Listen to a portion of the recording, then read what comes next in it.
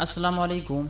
Welcome to new tutorial. In this tutorial I am going to show you how can you use the rip command inside SolidWorks sheet metal. So let me show.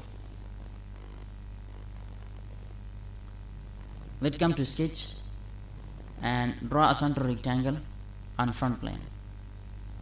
Make it normal. Let me change the background plane white and draw a profile like this. Now come to feature and extrude it both base. Extrude it up to a certain limit. You can see here up to 150 for example, and say OK. Now come to shell the surface, show preview, and say OK. Now what I can do, rep means that you're going to create a gap. You're going to create a gap on any surface. So for that I need a sketch. I must choose this face, sketch on it, make it normal, and just draw a line like this and just exact sketch. Once I done this, so now a rip will create over here. Just come to rip, and rip parameter I will choose this line.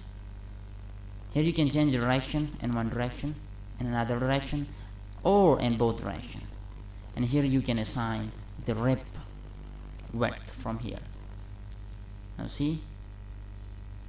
So if you have done anything wrong, you can just come again, and you can just come here, and you can just change the rip thickness from here. See? So hopefully you understand how can you create the rip inside SolidWorks sheet metals.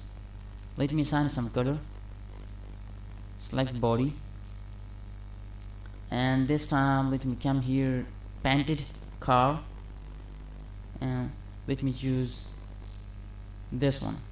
Okay, so hopefully you understand how can you use the rip command inside SolidWorks sheet metals. So if you are new on my channel, so please don't forget to subscribe my channel and press the notification bell icon. Thanks for watching.